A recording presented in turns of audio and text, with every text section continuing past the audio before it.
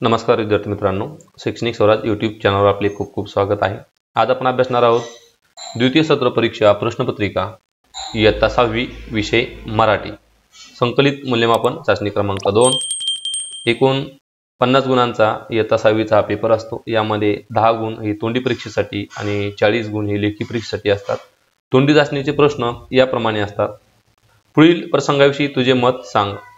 या ठिकाणी तुम्हाला प्रसंग दिले, तुझ्या घरात रोज सकाळच्या वेळी कोणकोणती कामे केली जातात याविषयी माहिती सांग। संकटाच्या वेळी भ्रमणध्वनीचा मोबाईलचा वापर तू कशासाठी करशील ते सांग। प्लास्टिक पिशवीचा वापर बंद करणे का गरजेचे आहे याविषयी तुझे मत सांग। आपल्याला जे योग्य वाटतं त्या पद्धतीने या प्रश्नांची उत्तर आपल्याला द्यावयाची आहेत। प्रश्न दुसरा, खालील परिच्छेदाचे प्रकट वाचन कर।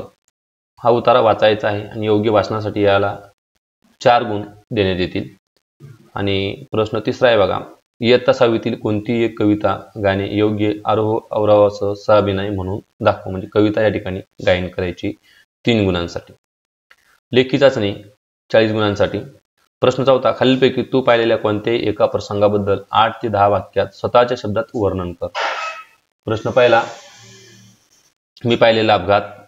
दुसरा, विजयी मिरवणूक। आणि तिसरी, अचानक पडलेला पाऊस। याविषयी आपल्याला माहिती द्यायची आहे।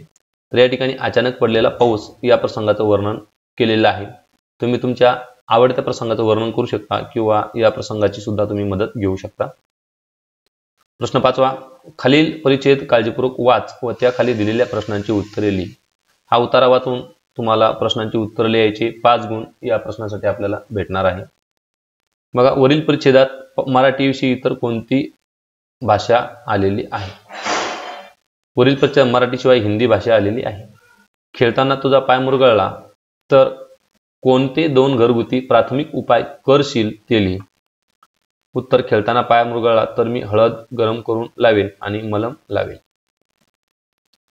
ई, दुखापतीवर घरगुती उपाय करून आराम मिळाला नाही तर काय केले पाहिजे ते लिही। उत्तर, दुखापतीवर घरगुती उपाय करून आराम मिळाला नाही तर डॉक्टरांकडे जायला पाहिजे।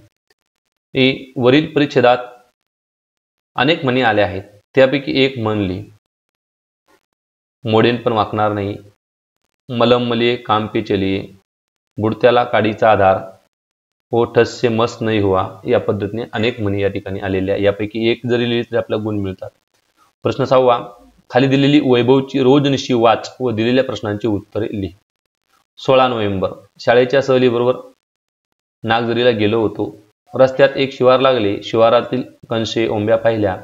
ही रोजनिशी वैभव मुलांनी लिहिलेली आहे आणि त्यावर प्रश्न आपल्याला खाली विचारलेले आहेत।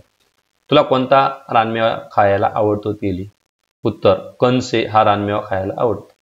सहलीला गेल्यावर तू सहल प्रतिनिधी म्हणून मुलांना कोणत्या 2 सूचना देशील ते लिही।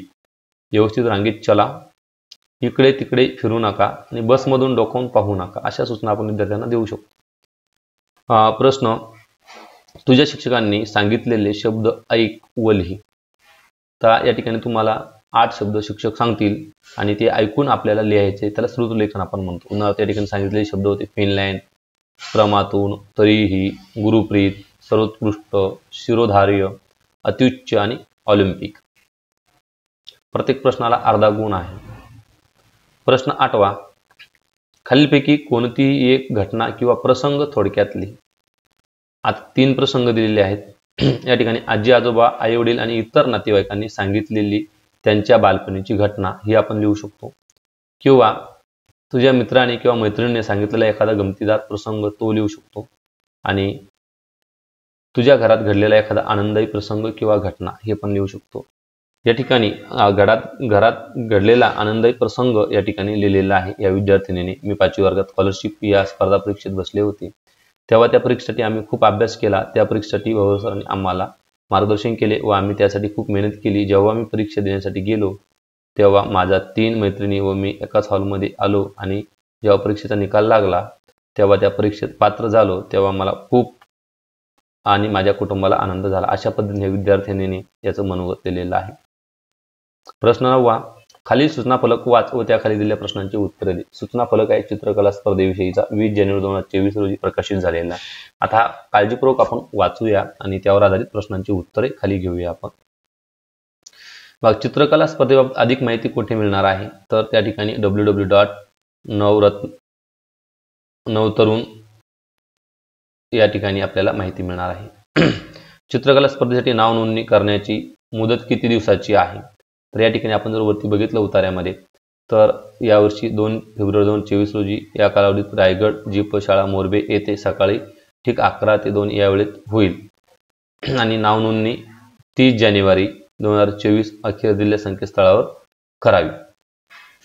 तर या ठिकाणी आपल्याला नाव नोंदणी सुरू करायची आहे, म्हणजे या ठिकाणी 20 जानेवारी रोजी ही सूचना आलेली आहे आणि शेवटची जी तारीख आहे 30 जानेवारी आहे, म्हणजे 20 आणि 10 30, 10 आणि 1 11 दिवस या ठिकाणी नाव नोंदणीसाठी मिळणार आहे। 11 दिवसाची मुदत आहे। सीमा 31 जानेवारीला नाव नोंदणी करण्यासाठी गेली तर तिची नाव नोंदणी होईल का, तर होणार नाही, कारण नाव नोंदणी ही 30 जानेवारी पर्यंत होणार आहे। खालील वाक्यात योग्य विरामचिन्हाचा वापर करून वाक्य पुन्हा लिहायचं आहे। दिलेल्या सूचनेनुसार उत्तरे लिहायची आहे। प्रश्न 11वा, खालील वाक्यातील अधोरेखित शब्दाऐवजी त्याच अर्थाचा दुसरा शब्द वापरून वाक्य पुन्हा लिहायचं आहे। काय झालं समुद्र किनाऱ्यावर, काय झालं समुद्र किनाऱ्यावर, समुद्राच्या ऐवजी आपण समुद्र हा शुद्ध शब्द वापरू शकतो। खालील अपूर्ण परिच्छेदात रिकाम्या जागी योग्य वाक्प्रचाराचा वापर करून परिच्छेद पूर्ण करा। अजय 8वी शिकणारा मुलगा अत्यंत साधा सरळ आणि सहकारी वृत्तीचा, अभ्यासात जेवढा हुशार तेवढाच खेळातही तो मैदान गाजवायचा। प्रश्न 12वा, तुझ्या परिसरातील पुढीलपैकी एका व्यक्तीविषयी 10 ते 15 वाक्यात माहिती लिही। आता आपल्या परिसरामध्ये विविध प्रकारचे व्यक्ती राहत असतात, त्यामध्ये डॉक्टर, शेतकरी, सफाई कामगार करणारे व्यक्ती आणि शिक्षक।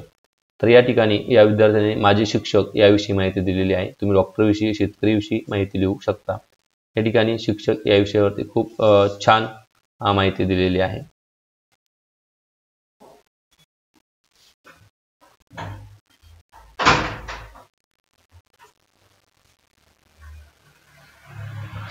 प्रश्न 13वा, खालील उतारा वाच व त्याखाली दिलेल्या प्रश्नांची उत्तरे लिही। उतारा दिलेला आहे, बंड्या आपल्या मामाकडे आला होता आणि शेवट आहे उताराचं न उरतील बंड्या पटकन म्हणाला। आता या ठिकाणी हा उतारा वाचून वरील उतार्याचे किती परिच्छेद करता येतील, तर योग्य उत्तर आहे 2। वरील उतार्यास समर्पक शीर्षक द्या। ठीक आहे, दिलेल्या सूचनेनुसार उत्तरे लिहा। पाऊस पडण्याच्या क्रियेशी संबंधित असणारे एक क्रियापद लिहा। बरसणे, ढग गरजणे, पाऊस पडणे। खालील वाक्य वाच व अधोरेखित शब्दाचे निरीक्षण करून क्रियापदाचा प्रकार लिहायचा आहे। मुले क्रीडांगणावर खेळू लागली, खेळू लागली म्हणजे या ठिकाणी संयुक्त क्रियापद आहे, दोन्ही खेळू आणि लागली दोन क्रियापद या ठिकाणी आलेले आहे। खाली दिलेले वाक्य अपूर्ण वर्तमान काळात लिहायचे आहे। मी सिंहगड चढून गेलो, मी सिंहगड चढत आहे म्हणजे अपूर्ण वर्तमान काळ। रिकाम्या जागी कंसातील योग्य क्रियापदाचे योग्य रूप वापरून परिच्छेद पूर्ण करायचा आहे। उद्या परीक्षा संपणार, मी सुट्टीत गावाला जाणार होतो। गावाला शेतात फिरणे म्हणजे फिरणार, धान्याचे नमुने गोळा करणार, त्यांची माहिती मिळवून ती वहीत लिहून ठेवणार आणि शाळेत गेल्यावरती बाईंना दाखवणार। धन्यवाद मित्रांनो, तुम्हाला संपूर्ण व्हिडिओ आवडला असेल तर लाईक करा। तुम्ही स्वतः नवीन असाल तर चॅनलला सबस्क्राईब करा व बेल आयकॉनला प्रेस करा। आपण पुन्हा भेटूया पुढील व्हिडिओमध्ये। थँक्यू।